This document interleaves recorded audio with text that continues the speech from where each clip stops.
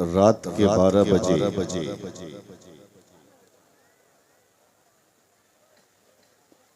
दीवानों का ये हुजूम बता रहा है कि किसी इनकलाब की तैयारी हो रही है।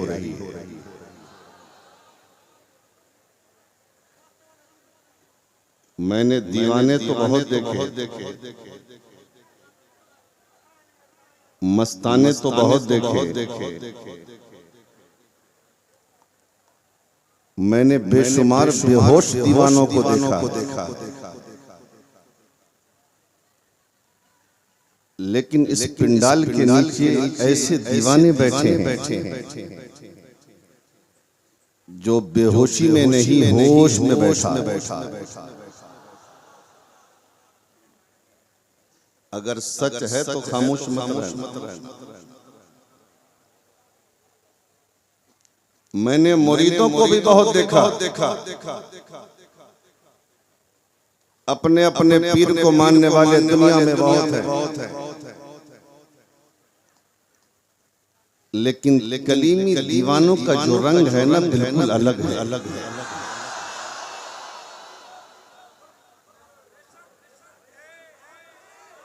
अरे आज तो दुनिया इतनी मतलबी है, दुनिया इतनी हजरत मतलबी है कि अगर बाप खर्चा देना बंद करे तो बाप तो भूल जाए, बेटा खर्चा देना बंद करे तो बाप बेटे को भूल जाए। लेकिन मैं पूछता हूँ ये दीवानगी का असल राज क्या है? इस दीवानगी की असल वजह क्या है? इस दीवानगी का असल सबब क्या है? तो बस एक ही वजह है कि जो अल्लाह के लिए काम करता है सारी खुदाई उसके कदमों में होती है।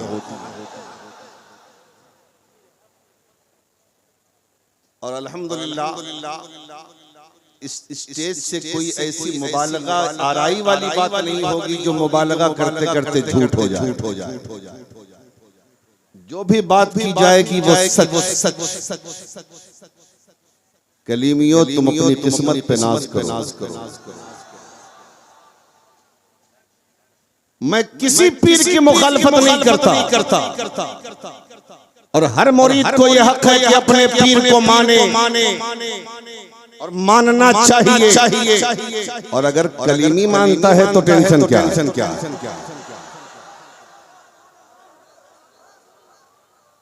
और कलीमी मानता भी इसलिए है कि फाजिले बरेलवी ने यही तो फरमाया है कि पीर तलाशो, और जब तलाश करके अपने आप को पीर के हाथ पर बेच दो तो उस जमाने का सबसे बड़ा पीर अपने पीर को समझो। समझ रहे हैं ना? और दूसरी चीज ये है कि कोई ऐसा भी पीर है जो सिर्फ पीर है, लेकिन ये हमारा पीर ऐसा है जो नायबे रसूल भी है, जो आलिमे दीन भी और जो आले रसूल। समझ रहे हैं? इसलिए बोलने वाले बोलते रहेंगे। एक साहब कमरे में आके मुझसे कहने लगे बहुत सारी बातें। मैंने कहा ये बताओ अगर सूरज की कोई बुराई करता है तो सूरज पर क्या असर पड़ेगा? अगर चांद में कोई नुक्स निकालता है तो चांद का क्या बनेगा? अगर सूरज की बुराई करते हो तो सूरज से फायदा उठाना छोड़ दो। अगर चांद से टेंशन है तो चांद की चांदनी छोड़ दो। लेकिन छोड़ नहीं सकते मसऊद मिल्लत की जात, ये मदरसे की खूबसूरत इमारत और ये आज जो रिजल्ट मदरसे ने आपको दिया है ये क्या है? ये सरकार मसऊद मिल्लत की मेहनतों का समरा। समझ रहे हैं? टेंशन में तो नहीं हो। अब आज तो नहीं, लेकिन कभी ऐसा मौका मिला तो बताऊंगा कि पीर कहते किसे हैं, मुरीद कहा किसे जाता। लेकिन आज जो तकरीर होनी है बहुत अहम तकरीर होनी है। हाँ, बेवक्त की शहनाई अच्छी नहीं होती, हम वक्त पे शहनाई बजाते। हाँ, तैयार हैं आप? तकरीर सुनेंगे? जरा मोहब्बत से बोले या रसूलुल्लाह। तो एक बार पाक अल्लाह सल्लल्लाहु अलैहि वसल्लम नहनु इबादु मुहम्मदिन सल्लल्लाहु अलैहि वसल्लम सल्लल्लाहु तआला अलैहि वसल्लम।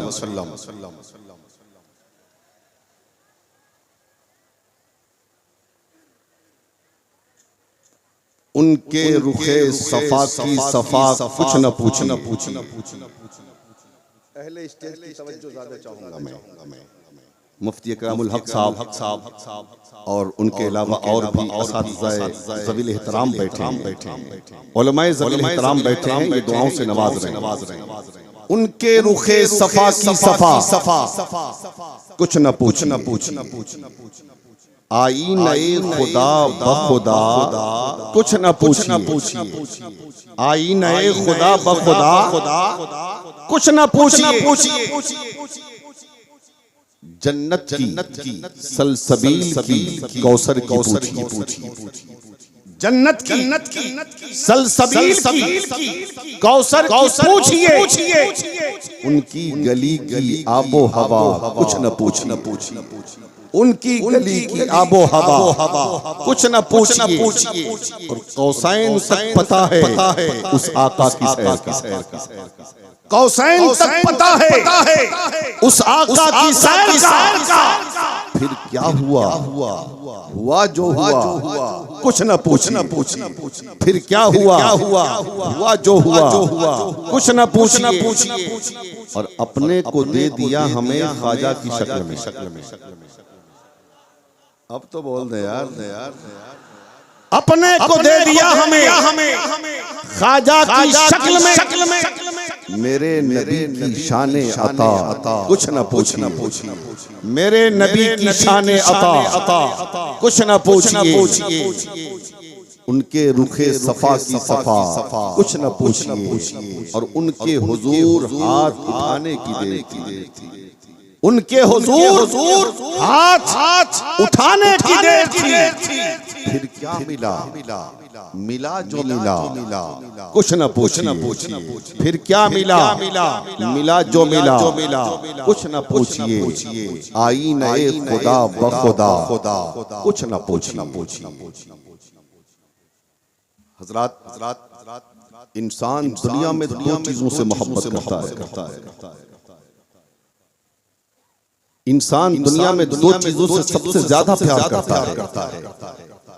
एक माल है और एक औलाद।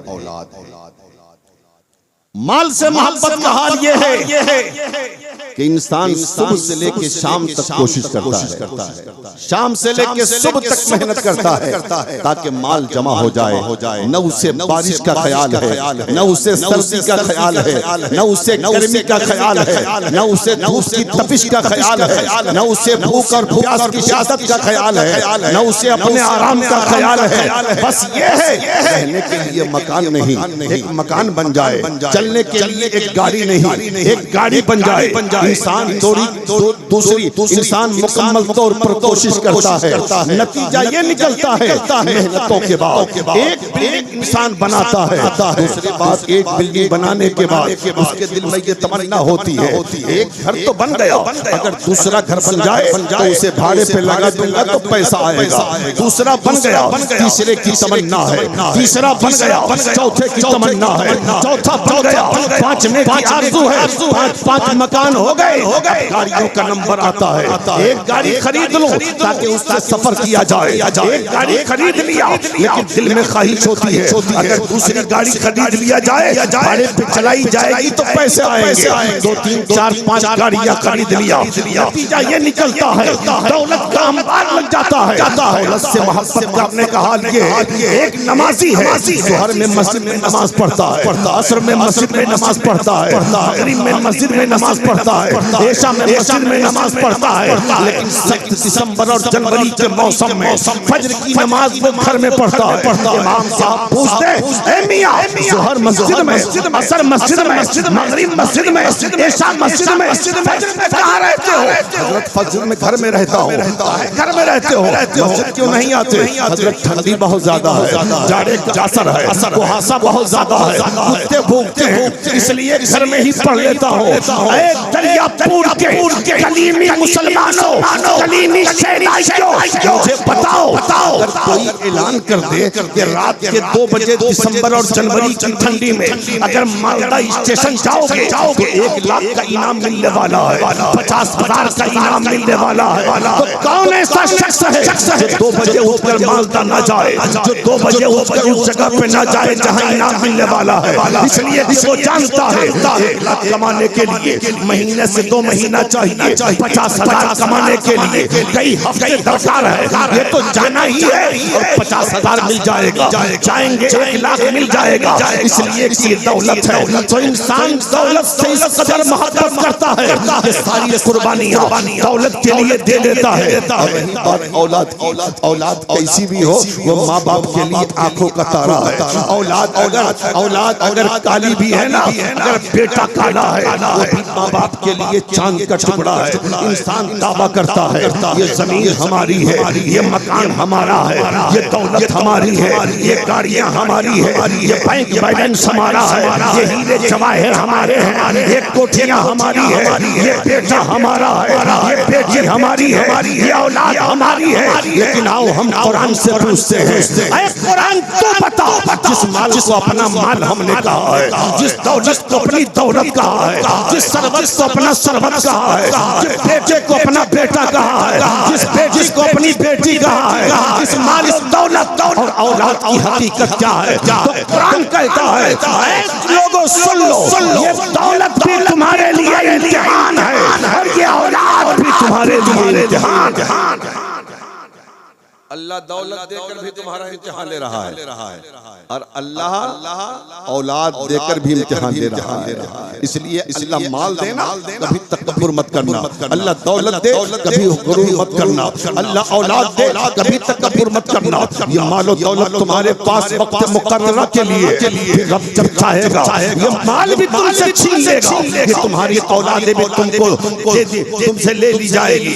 इसलिए फख्र मत करना, हर लम्हा हर घड़ी अल्लाह का शुक्र अदा करता रहना। लेकिन वो माल जो राह खुदा में खर्च किया जाए, वो माल जो मदरसे की तामीर में खर्च किया जाए, वो माल जो मदरसे के ताउन में खर्च किया जाए, वो माल जो उलमा की खिदमत में खर्च किया जाए, वो माल जो नबी के मेहमानों की मेहमान नवाजी में खर्च किया जाए, वो माल जो किसी बेवा के सर पर दुपट्टा रखने में खर्च किया जाए, वो माल जो किसी गरीब की बेटी की शादी पे खर्च किया जाए, वो माल जो किसी यतीम के सर पर दस्ते शस्त्र रखने में खर्च किया जाए, ऐसा माल इंसान के लिए निजात का जरिया। अरे अब तो बोलो, जरा जोर से बोल दो या रसूल अल्लाह। और वो औलाद जिसको आपने आलिम दीन बनाया, जिसको आपने हाफिज कुरान बनाया, जिसको आपने कारी कुरान बनाया, ये आपकी औलादें आपके लिए निजात का जरिया।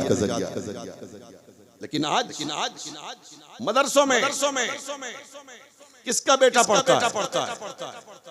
रिक्शा चलाने वाले, तांगा चलाने वाले, मजदूरी करने वाले, ईंटा उठाने वाले का, मिस्त्री का बेटा पढ़ता है। इसलिए कि अमीरों को मतलब क्या है, करोड़पति को मतलब क्या है, लखपति को मतलब क्या है? अमीर तो कहता है हमारा बेटा डॉक्टर बनेगा, अमीर तो कहता है हमारा बेटा इंजीनियर बनेगा, अमीर तो कहता है हमारा बेटा प्रोफेसर बनेगा, अमीर तो सोचता है हमारा बेटा पायलट बनेगा। मैं कहता हूँ ऐसा नहीं है कि डॉक्टर बनाना गलत है या इंजीनियर बनाना गलत है या प्रोफेसर बनाना गलत है। दरियापुर के मुसलमानों पैसा दे, अपने बेटे को डॉक्टर बनाओ, इसलिए कि हमारे समाज को डॉक्टर की जरूरत है। अल्लाह दौलत दे, अपने बेटे को इंजीनियर बनाओ, इसलिए कि हमारे समाज को इंजीनियर की जरूरत है। अल्लाह पैसा दे, अपने बेटे को प्रोफेसर बनाओ, इसलिए कि हमारी जमात को प्रोफेसर की जरूरत है।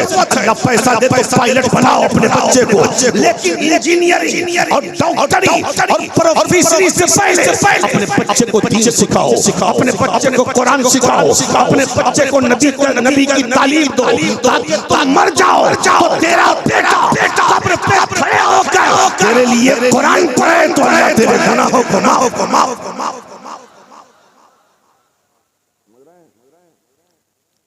एक बार जान लो, ये जो है ना, ये जो बच्चे हैं ना, ये जन्नती चेहरे, ये स्टेज पे देख लो। समाज में मौलवियों का तबका समाज में सबसे कमजोर तबका माना जाता। क्यों भाई? इनके पास पैसे नहीं, इनके पास दौलत नहीं, इनके पास सरबत नहीं, लेकिन सुन, ये माल से तो गरीब हो सकते हैं, दिल से गरीब है। जाहिरी तौर पर तो दौलत इनके पास नहीं, लेकिन जो दौलत इनके पास है वो किसी के पास नहीं। समझ रहे हैं? इसलिए कभी किसी आलिम को हकीर मत समझना। और सुन लो, ये बच्चे हैं ना, इनको मैं बादशाह कहता हूँ। ये तलबा जो है ना मदरसे में पढ़ने वाले, आपकी ज़कात की रकम पर, आपके फितरे की रकम पर, आपके सदकात को खाकर, आपके अदियात को खाकर, ये जो हाफिज़ कुरान बनते हैं, ये जो आलिम दीन बनते हैं, ये कारी कुरान बनते हैं, इन्हें मैं अपनी ज़बान में राजा कहता हूँ, मैं अपनी ज़बान में महाराजा कहता हूँ, मैं अपनी ज़बान में बादशाह कहता हूँ, मैं इन्हें शहंशाह कहता हूँ, मैं इन्हें बहुत बड़ा कहता हूँ। आप कहोगे मौलाना पागल हो गए हो, हम चंदा न दे तो ये भूखे मर जाए, हम ज़कात निकाल कर मदरसे को न दे तो मदरसा न चल सके, हम अगर फितरे की रकम मदरसे को न दे तो मदरसा न चल सके। ये हमारी ज़कात और फितरे की रकम पे पलने वाले बच्चे ये राजा कैसे हो गए, ये महाराजा कैसे हो गए, ये शहंशाह कैसे हो गए, ये बादशाह कैसे हो गए। हुजूर सरकार मसूदे मिल्लत बैठे हैं, जरा इनकी बारगाह में ज़ानुए अज़ा करो, तय करके हज करो हज़रत। ये मौलाना ने जिसको आपने बुलाया, ये मदरसे के बच्चे को बादशाह कहता है, ये राजा कहता है, ये महाराजा कहता है, तो हुजूर मसूदे मिल्लत फरमाएंगे, बेटा ये वो नहीं कह रहे, ये मुस्तफा का फरमान। जोर से बोलो, जोर से यार, और मोहब्बत से बोलो, या रसूल अल्लाह। देख लो, साबित कर रहा हूँ।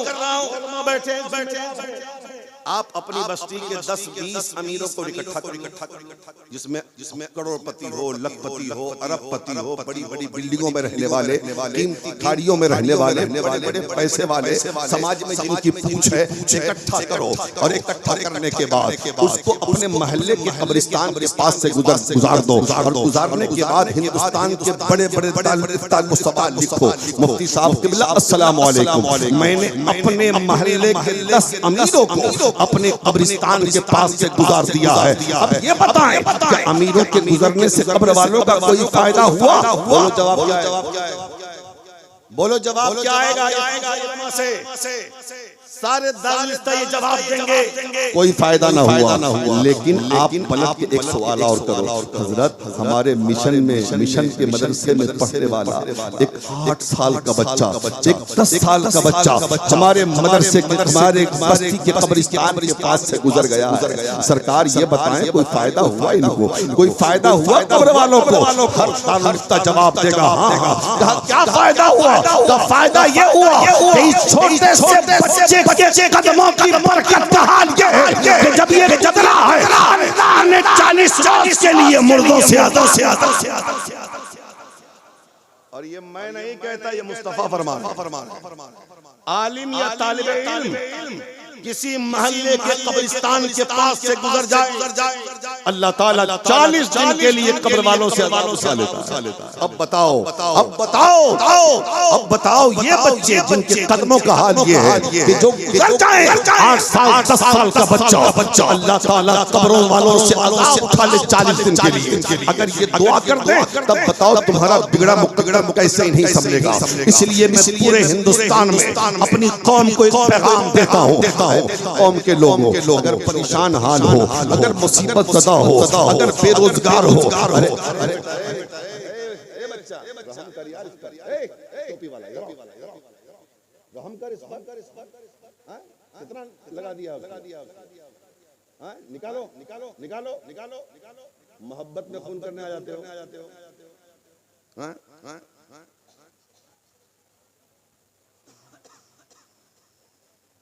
सुनो इधर, मैं कर रहा था कि अगर बेरोजगार हो, परेशान हाल हो, मुसीबत ज़दा हो और बीमार हो, रोजगार से नहीं लगे हो, मुसीबतों ने चारों तरफ से घेर लिया है, तो एक मशवरा देता हूँ, घर में जाओ, इमाम साहब से दुआ बाद में कराना, मुफ्ती साहब से दुआ बाद में कराना, अल्लामा साहब से दुआ बाद में कराना, खतीब साहब से दुआ बाद में कराना। अगर माँ जिंदा है घर में तो अपनी माँ के पास चला जा और माँ के पास जाकर माँ के कदमों को चूम कर अम्मी जान बीमार हुई दुआ कर दीजिए, अल्लाह शिफा दे दे, बेरोजगार हो दुआ कर दीजिए, अल्लाह शिफा दे दे, परेशानियों से घिरा हुआ हो दुआ कर दीजिए, अल्लाह परेशानियों से निजात दे दे। कसम खुदा की, अगर बूढ़ी माने तो पत्ता उठाकर अपनी तोतली ज़बान से तुम्हारे लिए दुआ कर दिया, अल्लाह ताला माँ की दुआ को रद्द नहीं फरमाएगा। माँ की दुआ की वजह से अल्लाह तुम्हारी मुसीबतों को दूर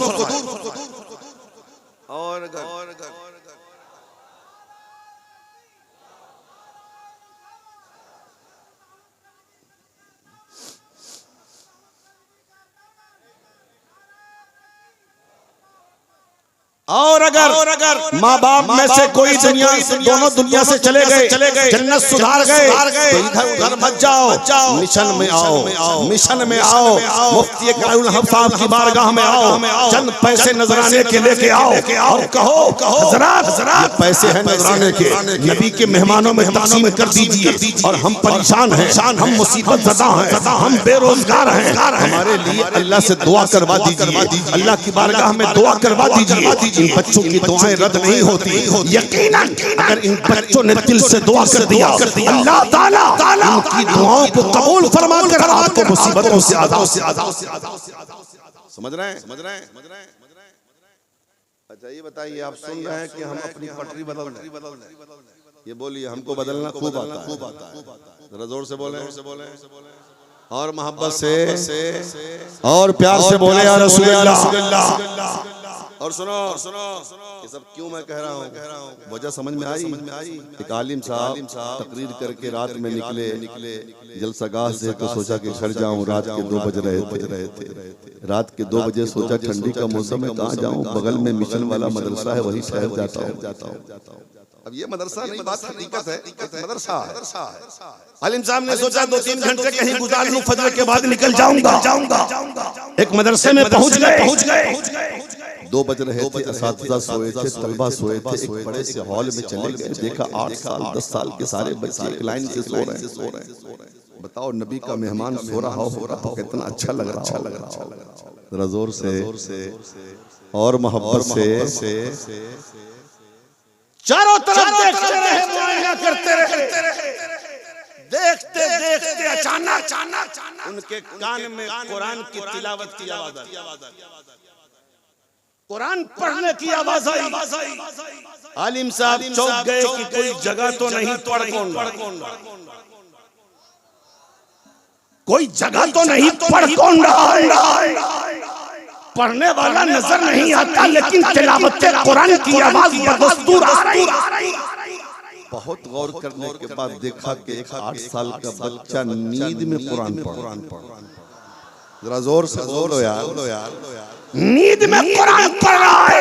अब बता मदरसे का बच्चा सोए तो कुरान पढ़े, उठे तो कुरान पढ़े, बैठे तो कुरान पढ़े, चले तो कुरान पढ़े, हर लम्हा कुरान पढ़े, जिसके सीने में भी कुरान हो, जिसकी ज़बान पर भी कुरान हो।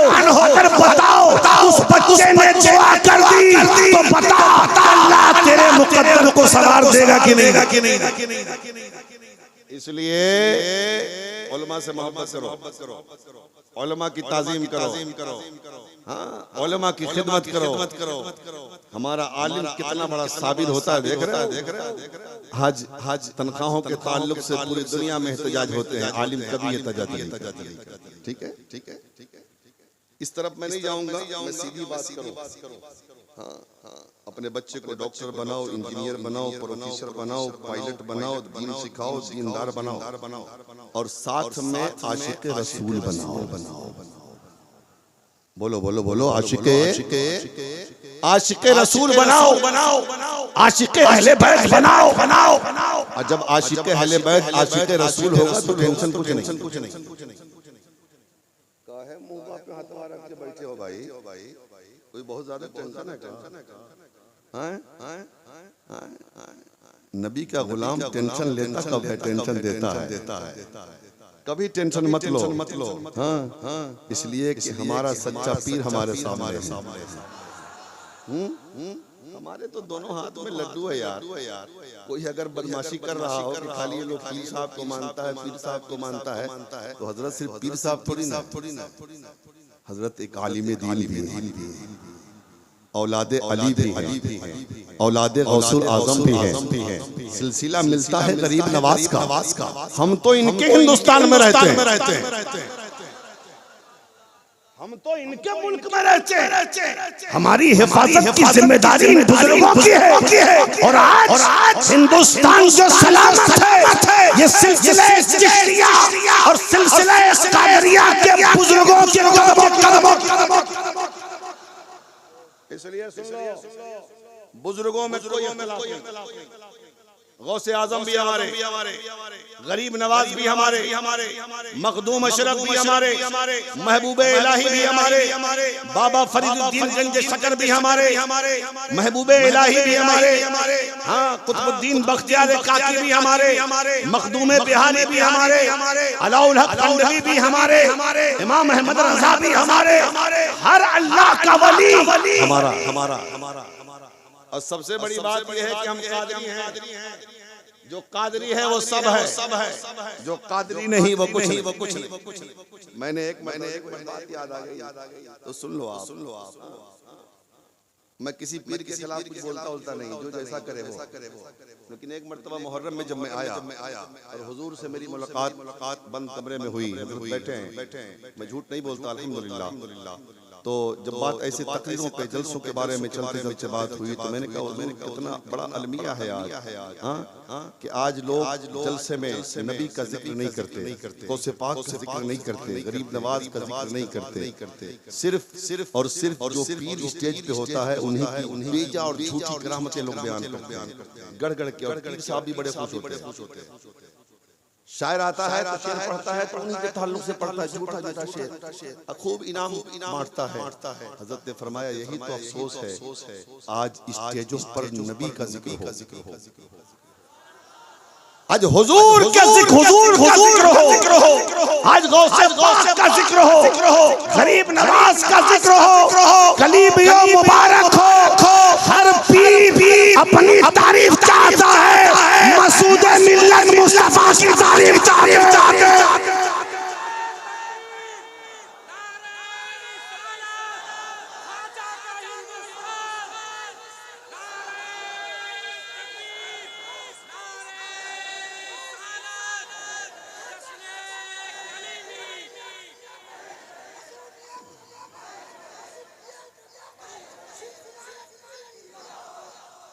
मैं अर्ज ये कर रहा था, कलीमियों, ये सिलसिले कलीमिया असल में सिलसिले चिश्तिया है,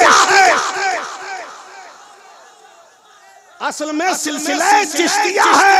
अब बताओ दुनिया में चिश्ती कहाँ नहीं,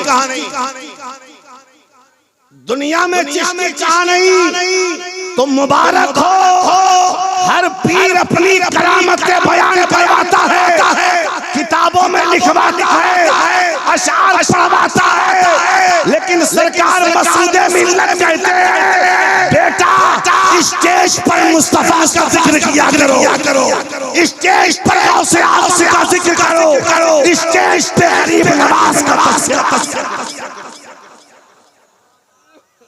और यही तो सच्चे पीर की निशानी है, जो अपने आप को छुपाए। जो सच्चा पीर होता है, जो सच्चे में वली होता है, वो अपने आप को छुपाता है। और जितना छुपाता है उतना अल्लाह उसे छाप देता है। मसूद मिल्लत अपने आप को छुपाते रहे, पूरे जमाने पे अल्लाह ने छाप। इसीलिए तो ये दीवानगी, ये मस्तानगी है, ये मोहब्बत के नगमे है, ये जम्मे गफीर है।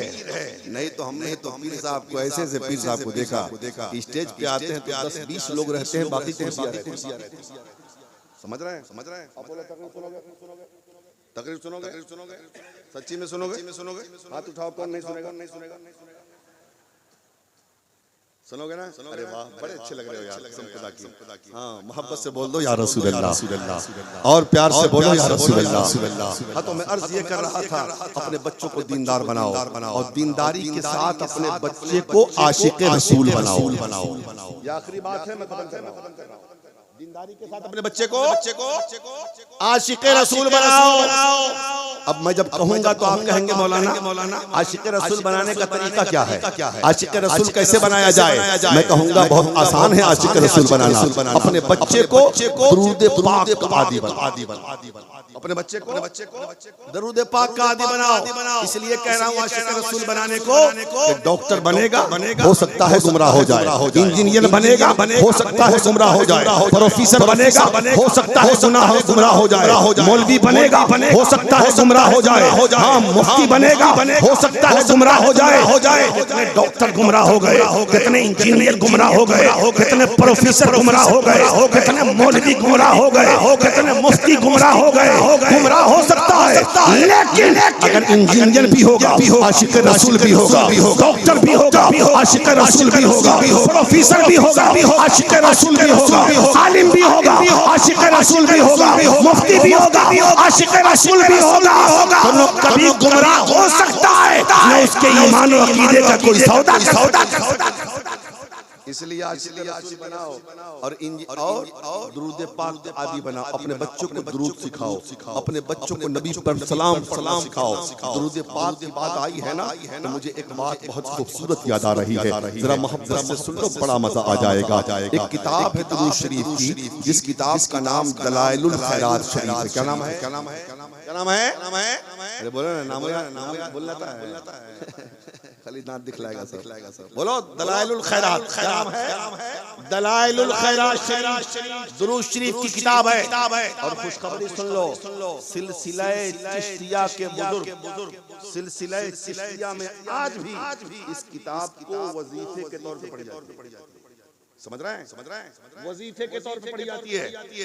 और बुजुर्गों ने फरमाया, अगर तुम्हारा कोई काम नहीं होता, तुम्हारी दुआएं कबूल नहीं होती, तुम परेशान हो, तुम मुसीबत के मारे हो, तो एक हफ्ते में इस किताब को पढ़ो और पढ़ने के बाद इस किताब के वसीले से तुम रब की बारगाह में दुआ मांगो, अल्लाह ताला तुम्हारी तमाम नेक दुआओं को कबूल फरमाए। जरा जोर से बोल। अगर जिंदगी बाकी रही तो कभी पढ़ लेना किताब। सोमवार से शुरू है, सोमवार, मंगल, बुध, जुमरात, जुमा उसमें बना हुआ है सब। इतवार को खत्म करना है, दुआ करना। समझ रहे हैं? 800 दुरूद पाक इस किताब में है। शुरू भी दुरूद शरीफ से है और खत्म भी दुरूद शरीफ पर है। इस किताब को लिखने वाले मिस्र के बहुत बड़े आलिम हजरत शेख मोहम्मद बिन सुलेमान अल जज़ूली हैं। आओ मैं बताता हूँ, हजरत शेख मोहम्मद बिन सुलेमान अल जज़ूली से किसी ने सवाल किया, हजरत ऐसी किताब लिख डाली जो शुरू भी दुरूद शरीफ से है और खत्म भी दुरूद शरीफ पर है, आखिर इस किताब को लिखने की कोई खास वजह है क्या, कोई खास सबब है क्या? हजरत शेख मोहम्मद बिन सुलेमान अल जज़ूली कहते हैं, हाँ खास वजह है, खास सबब है। आप बता दीजिए कौन सी वजह है और कौन सा सबब है? हजरत शेख मोहम्मद बिन सुलेमान अल जज़ूली फरमाते हैं, एक दिन मिस्र में मैं सफर कर रहा था। सफर करते करते ज़ोहर की नमाज का वक्त आया या असर की नमाज का वक्त आया। जब नमाज का वक्त आया तो नमाज पढ़ने का ख्याल आया। नमाज पढ़ने का ख्याल आया तो वजू का ख्याल आया। मैंने सोचा कि पानी मिल जाए तो वजू कर लो और वजू करके नमाज पढ़ लो। अल्लाह ना वजू के लिए पानी तलाशते परेशान हो गया, कहीं पानी ना मिला। उससे देखा कि एक जगह कुआं है, उस कुआं के पास पहुंचा, देखा कुआं में पानी तो है लेकिन कुएं का पानी बहुत नीचा है और उसी कुएं से सटा हुआ एक गरीब मुसलमान का घर है और उस गरीब मुसलमान के घर पे एक 7 साल की बच्ची खेल रही है। मैंने सोचा कि अगर रस्सी मिल जाए और डोल मिल जाए तो कुएं से पानी निकाल लो और पानी निकाल कर वजू कर लो, वजू करके नमाज पढ़ लो, लेकिन न वहां पे रस्सी है न डोर है। परेशान हो गया कि पानी निकालूं कैसे, इसी फिक्र में था, इसी सोच में था। फिर देखा कि 7 साल की बच्ची जो छत पे खेल रही थी, उसने मुझे मुतफक्किर पाया। तो मुतफक्किर देखकर उस बच्ची ने मुझसे पूछा, चाचा कौन है आप, किस लिए खड़े हैं आप, क्या वजह है, क्या सोच रहे हैं। हज़रत शेख मोहम्मद बिन सलमान को चेहरे से तो नहीं पहचानती थी, लेकिन नाम से वो जरूर जानती थी। हज़रत शेख मोहम्मद बिन सलमान ने कहा, मेरी बेटी वजू के लिए पानी चाहिए,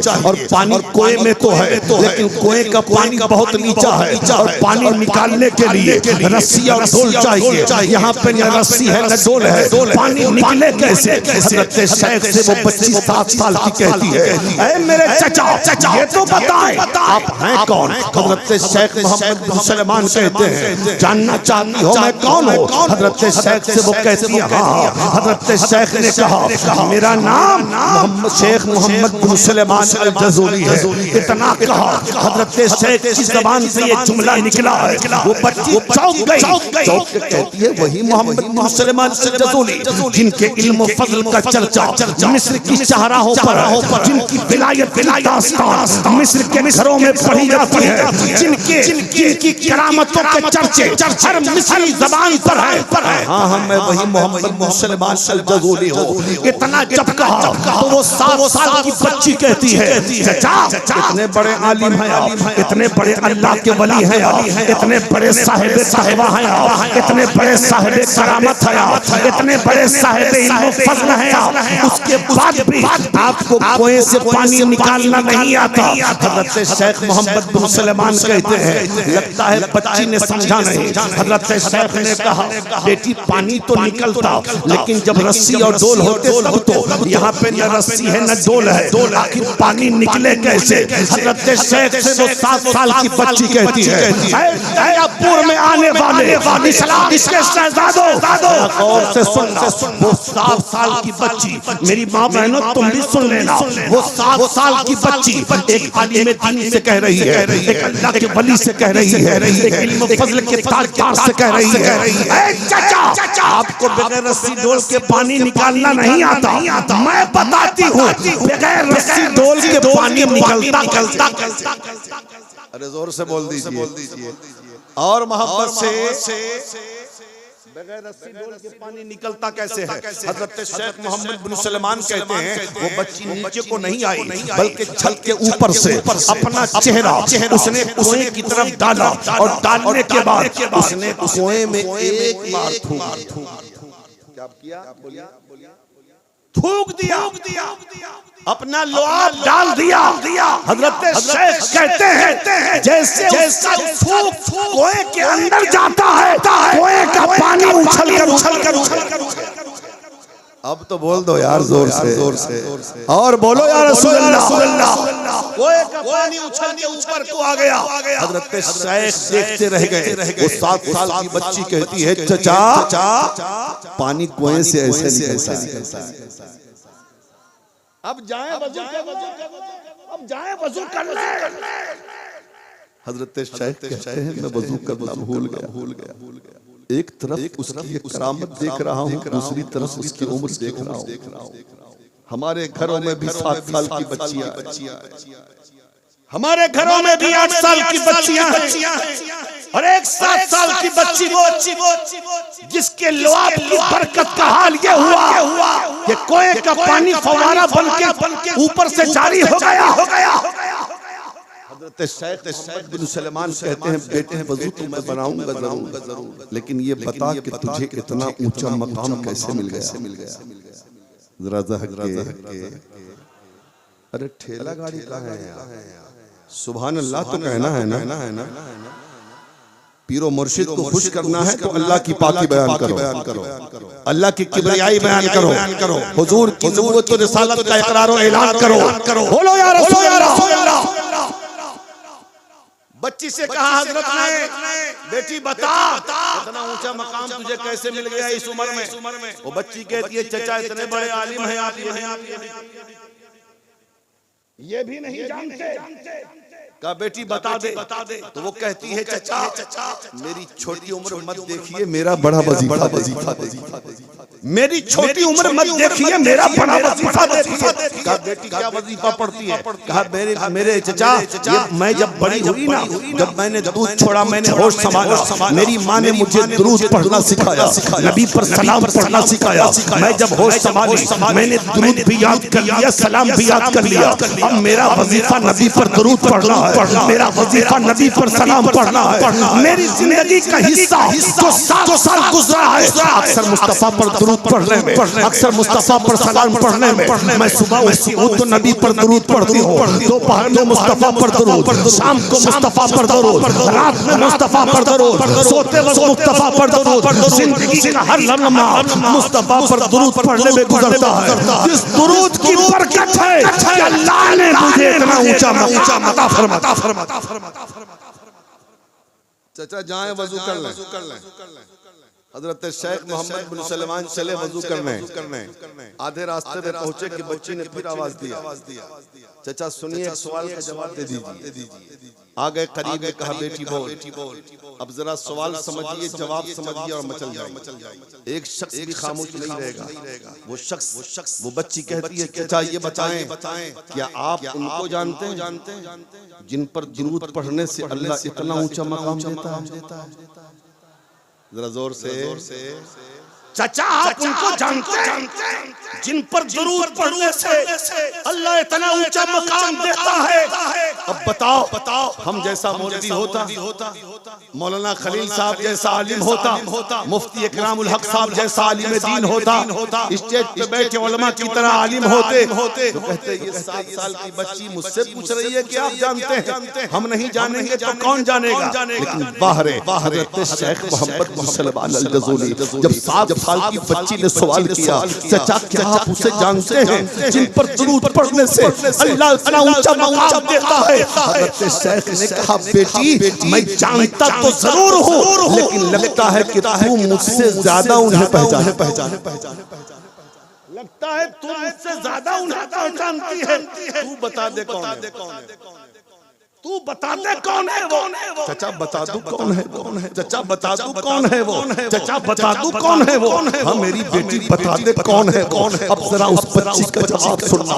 वो बच्ची कहती है चाचा वो रहमत वाले मुस्तफा, वो रहमत वाले मुस्तफा है। जब वो जंगलों में चले जाते हैं तो जंगल के दरिंदे भी अपनी झाड़ियां छोड़कर उनके दामने रहमत से लिपट जाया करते हैं, दामने करम से लिपट जाया करते हैं। वो रहमत वाले मुस्तफा है पर दुरूद पढ़ने से अल्लाह ऊंचा मकाम।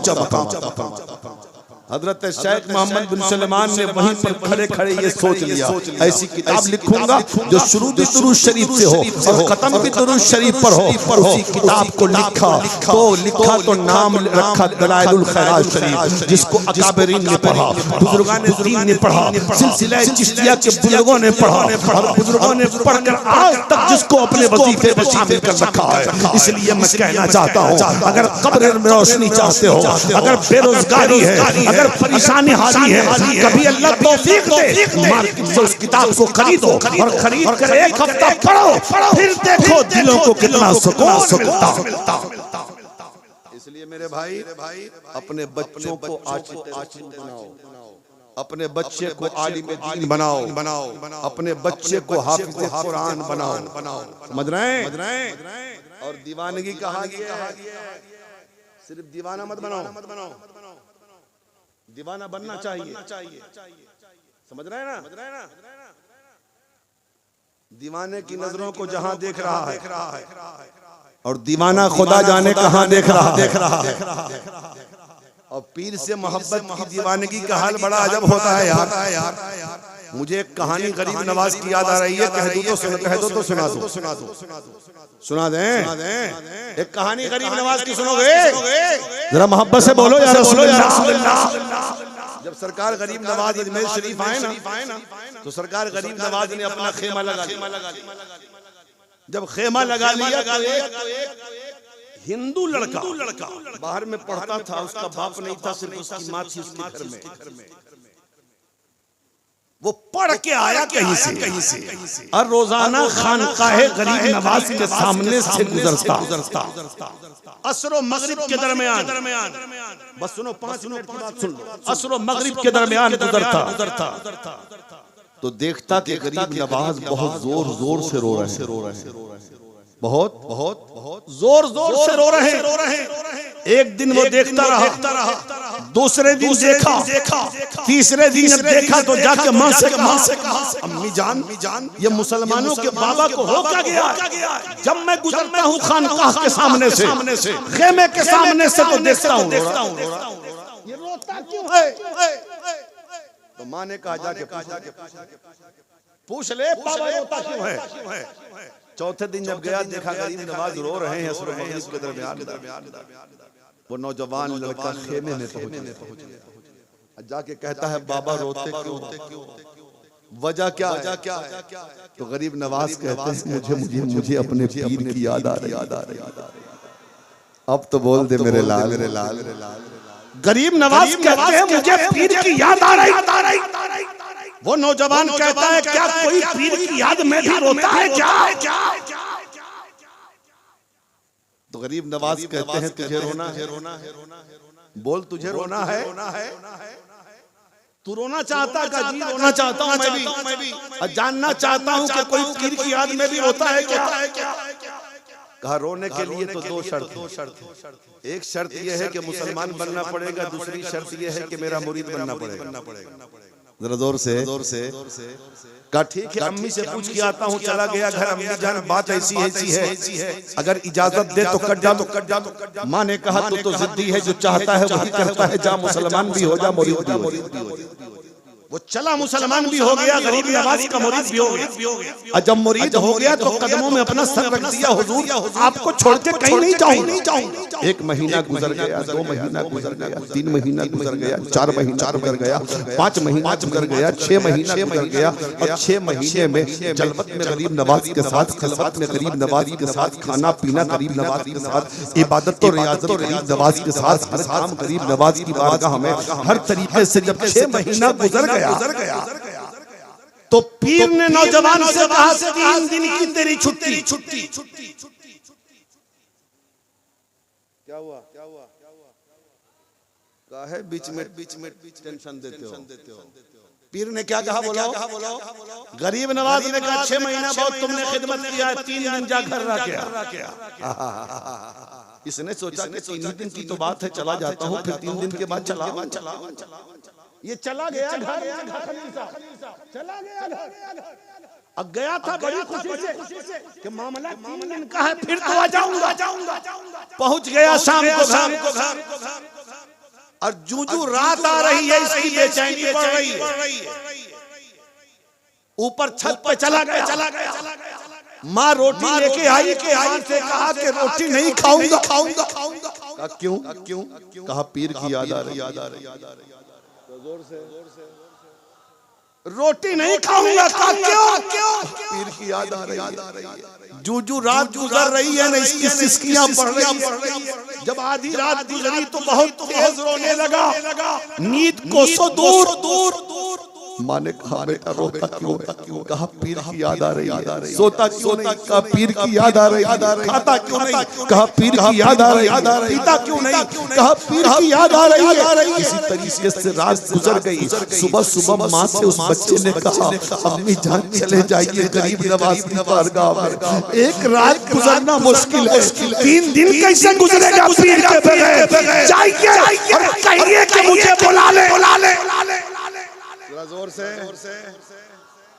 कहिए मुझे बुला ले। पहुंच गई खानकाह गरीब नवाज के यहाँ। जब गरीब नवाज के यहाँ पहुंची तो उसकी माँ को देख कर गरीब ने बताओ बेटी क्या बात है? कहा मेरा बेटा कल तो गया है, रात भर सोया नहीं, खाना नहीं खाया है, पानी नहीं पी रहा है। कहा क्या रहा है? कहता है पीर की याद आ रही। पीर की जुदाई में रो रहा, पीर की याद में रो रहा है, बुला लीजिए। गरीब नवाज फरमाते हैं अभी तो एक ही दिन गुजरा है, थोड़ा और गुजरने दे। दूसरी रात बेचैनी पड़ी। सुबह हुई, माँ से कहा हम भी जान जाइए पीर के पास नहीं तो मर जाऊंगा मैं। जुदाई बर्दाश्त नहीं है, अलग रहना कबूल नहीं है। माँ दौड़ती हुई गई गरीब नवाज के पास, आका अब तो बुला लीजिए, मर जाएगा। रो रो कर उसका बुरा हाल है। गरीब नवाज को रहम आ गया। गरीब नवाज फरमाते हैं, बुला ले मेरे मुरीद को, बुला ले मेरे खादिम को, बुला मेरे गुलाम को। उस बच्चे को लेकर उसकी माँ गई। सामने गरीब नवाज खड़े हैं। वो जब अंदर कदम रखता है, गरीब नवाज उधर से आगे बढ़े, ये इधर से बढ़ा। 20 रास्ते पे जाने के बाद दोनों पीरों मुरीद आपस में गले मिलके इतना रोए कि जमाना आज भी तारीख में महफूज है। हजरत गरीब नवाज फरमाते हैं, मेरे मुरीद ये बता, खाना क्यों नहीं खा रहा था? आका आपकी याद आ रही थी। पानी क्यों नहीं पी रहा था? आका आपकी याद आ रही थी। सो क्यों नहीं रहा था? कहा आपकी जुदाई ने सोने नहीं दिया। गरीब नवाज फरमाते हैं, मेरे मुरीद क्या तू ये सोच रहा है कि तू नहीं खाया मैं खाया? क्या तू नहीं खाया और मैं खा लिया?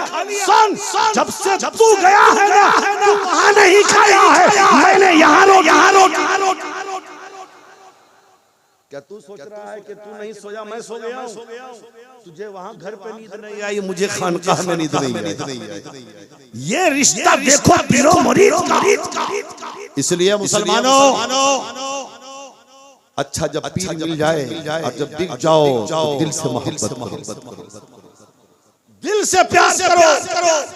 अब तुम्हें सलूट है। मैंने इतना तो देखा है और मैं पीछे में भी इस बात का जिक्र करता कि सरकार मसूद मिल्लत जो कह दे, जो इशारा कर दे, जो हुक्म दे दे, कलीमी दीवानों के लिए वही आखिरी फैसला। और जब इंसान किसी से मोहब्बत करता है दुनिया में, हुजूर फरमाते हैं मैदान महशर में भी उनका हश्र उन्हीं के साथ। तो कलीमियों, तुम खुश नसीब हो कि तुम सरकार दुल्हनिया से मोहब्बत करते हो। सरकार मसूद मिल्लत से मोहब्बत करते हो। सरकार मसूद मिल्लत से मोहब्बत करते हो। तुम्हारे हाथों में आले अली का दामन है, औलाद रसूल का दामन है, अहले बैते नबूवत का दामन है, मुस्तफा की आल का दामन है। यहाँ भी कामयाब हो, मैदान महशर में भी तुम्हारे हाथ में ही नहीं।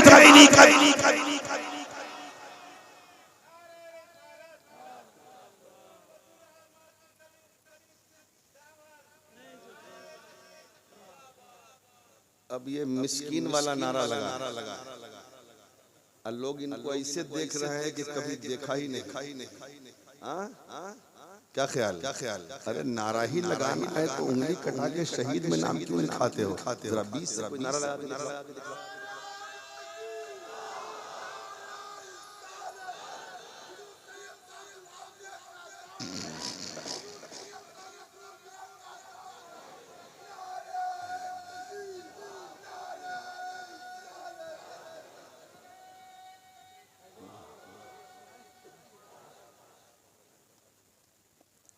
इसलिए मुसलमानों, हम अल्लाह से दुआ करते हैं कि अल्लाह ताला सरकार मसूद मिल्लत की उम्र में बेपनाह बरकत अता फरमाए। हमारी कौम को ऐसे पीर की जरूरत है। हमारे मुल्क को, हमारे समाज को, हमारे लोगों को ऐसे पीर की जरूरत है जो अपने लिए दौलत नहीं जमा करे, दीन का काम करे। ये दीन का ही तो काम है ना। हजरत ने फरमाया था मुहर्रम में कि मौलाना दुआ कीजिए कि मदरसे जितने बन गए अल्लाह करे कि ये चलता रहे। अब नजर कॉलेज की तरफ है, नजर यूनिवर्सिटियों की तरफ है, नजर उन तरफ है। आज हमारी कौम को कॉलेज की जरूरत है, हमारी कौम को यूनिवर्सिटी है, ताकि हमारे घर के बच्चे, हमारी बच्चियां अपने कॉलेज में पढ़े, अपनी यूनिवर्सिटी पढ़े। आज हमारी बेटियों के सर से दुपट्टे जो खींचे जा रहे हैं, आज बेहिजाब किया जा रहा है। इज्जतों से खिलवाड़ किया जा रहा है। उसकी वजह यह है कि ये समझते हैं कि ये मजबूर है, इनके पास न कॉलेज है, इनके पास क्या स्कूल है, इनके पास क्या यूनिवर्सिटी है, इसलिए हमारे कॉलेज में पढ़ना इनकी बेटियों की जिम्मेदारी है। सिलेबस हमारा होगा, कानून हमारा होगा, टीचर हमारा होगा, तरीका हमारा होगा, सब कुछ हमारा होगा, हमारे एतबार से चलना पड़ेगा। लेकिन अगर हमारा कॉलेज होगा, सुनो जी, हमारी होगी, कॉलेज हमारा होगा, तरीका हमारा होगा, सिलेबस हमारा होगा, बच्चियां पढ़ेंगी भी कनीज़े फातिमा फातिमा। समझ रहे हैं? इसलिए मेरे भाई हम दुआ करते हैं कि अल्लाह ताला हर मुसलमान सलामत रखे। हाँ, खासकर उन मुसलमानों को हाँ जो दीन के लिए काम करते हैं। इसलिए मेरे भाई दीनदार बनिए, आशिक रसूल बनिए और सिर्फ जलसा में हंगामा मत कीजिए। मस्जिद भी भरना बहुत जरूरी है। नमाज कौन पढ़ेगा? नमाज कौन पढ़ेगा? नमाज भी हमें पढ़ना है ना। बोलो नमाज पढ़ोगे नहीं? पढ़ना है नमाज ना। नमाज के लिए टाइम नहीं। रमजान आवे तो शुक्र बढ़ जाता है। ज़कात देने के लिए पैसा नहीं, कर्जदार बन जाते हो। वादा करो हम पीर से भी मोहब्बत करेंगे, हम नमाज भी पढ़ेंगे। हम पीर से मोहब्बत करेंगे, हम रमजान आएगा तो रोजा भी रखेंगे। हम पीर से मोहब्बत करेंगे, अल्लाह ने माल दिया है तो ज़कात भी देंगे। हम पीर से मोहब्बत करेंगे और अल्लाह ने दौलत दिया है तो हम हज भी करेंगे। नेक बनो, अच्छे बनो, अपनी माँ बहनों को नमाजी बनाओ, पर्दे में रखो, कनीज़े फातिमा बनाओ। हाँ, कुरान से मोहब्बत करो, हदीस से मोहब्बत करो, उलमा से मोहब्बत करो, अहले बैत से मोहब्बत करो, मदारिस इस्लामिया के तलबा से मोहब्बत करो, मदरसे का ताउन करो। इसलिए कि मदारिस इस्लामिया इस्लाम नशअत सानिया का दूसरा नाम है। ये मदरसा है, सारी चीजें सलामत है। ये मदरसा है तो ये गुंबदों मीनार सलामत है, ये मिंबरों मेहराब सलामत है। अगर ये मदरसा ना होता कुछ नहीं होता। इसलिए मदरसे को मजबूत करो। मदरसे से जो बच्चे हो रहे हैं उन्हें अपना मुक्तदा मानो, उनसे मोहब्बत करो। अल्लाह ताला हम सबको अमल खैर की तौफीक अता फरमाए और सच्चा पक्का नमाजी बनाए, अपने पीर से सच्ची मोहब्बत की तौफीक अता फरमाए। हमारे दामन से आले नबी का, हाँ, हमारे हाथों से आले नबी का दामन कभी छूटने ना पाए। अल्लाह से दुआ है अल्लाह ताला हम सबको नेक बनाए, एक बनाए। मेरे बोलने में कोई भी अमलन सहमन खताएं लफ्ज़ें भूल चूक हो गई हो, मैं दिल से तौबा करता हूँ। आप भी पढ़ लीजिए, अस्तगफिरुल्लाह रब्बी मिन कुल्लि ज़ंबिन व तूबु इलैह, हक़ ला इलाहा इल्लल्लाह मुहम्मदुर रसूलुल्लाह सल्लल्लाहु तआला अलैहि वसल्लम।